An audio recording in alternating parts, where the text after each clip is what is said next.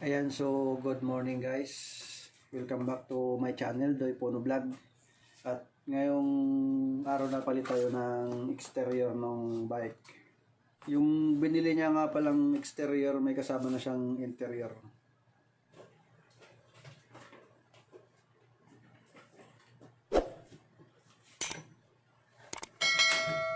So ayan guys, yung bike na galing dun sa rooftop. So tanggalin muna natin tong gulong. Ay, gas. Clip lang naman to, kaya madali lang. Oh, diba? Ganyan. Sagilitan lang to.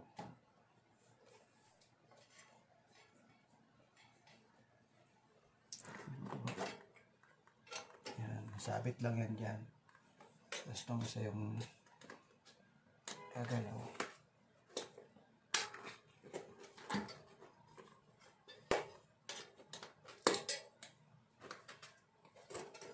Kailangan mayroon itong toolkit natin para pagbiyahe mo mayroon kang gamit, tapos may extra ka rin na interior. Ayan, oh. Ayan, tanggal na siya.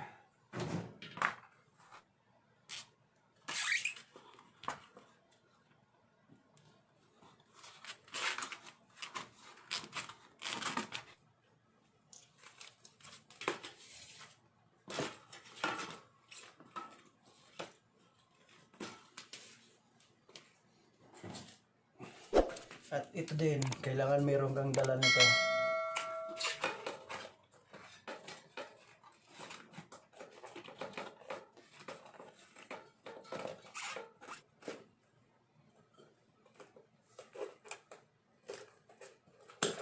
Yun, pasok. Tingnan natin. Konti lang.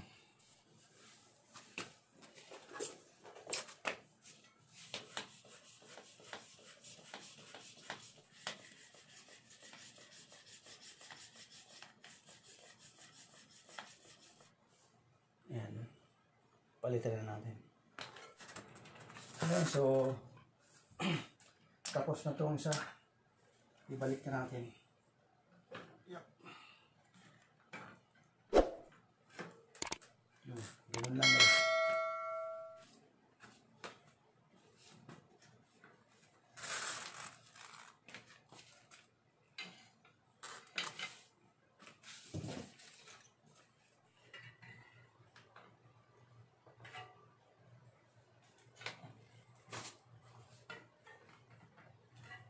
Mahirap nag-iisa.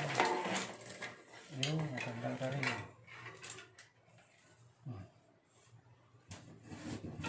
Yung mahirap nang walang katulad sa pag-aayos. Okay, natanggal na.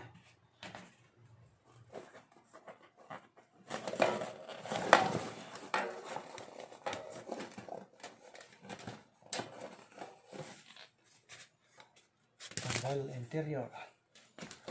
Exterior pa. Yeah.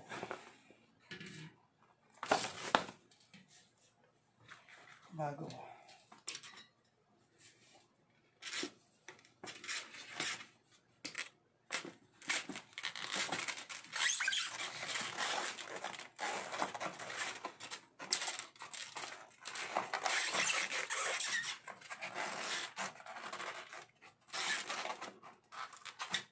Matigas.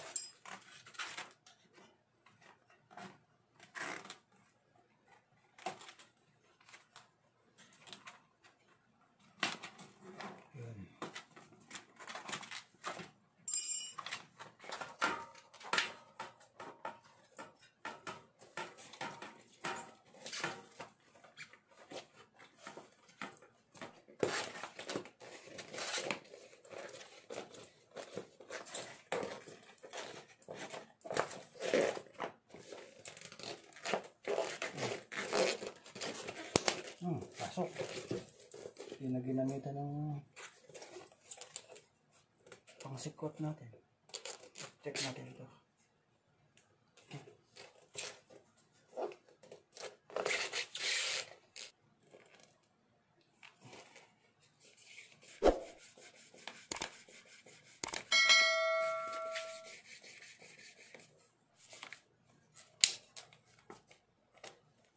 Check ulit natin kung may naipit siya.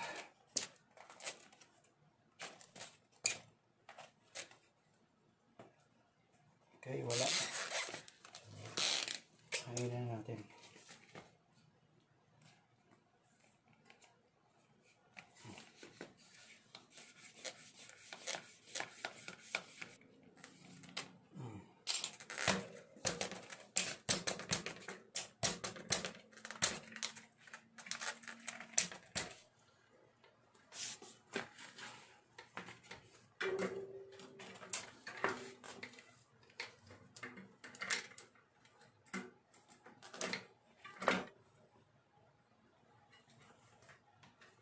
Kailangan naka-align siya.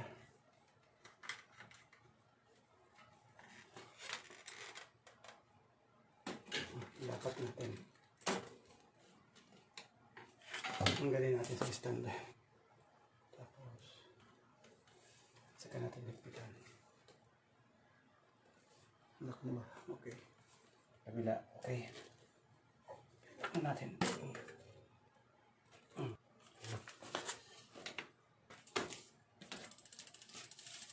Nating pa-coating.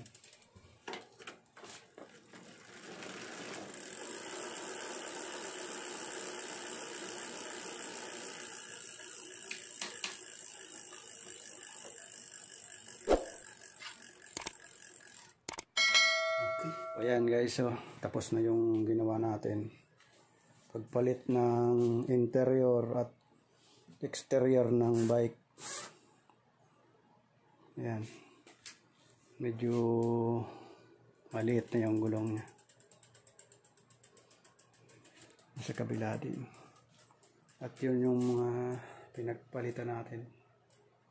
Ayan, so bago tayo mag-end ng ating video ngayon, meron nagpapa-shoutout. Actually, ito pa yung listahan nila. Oh.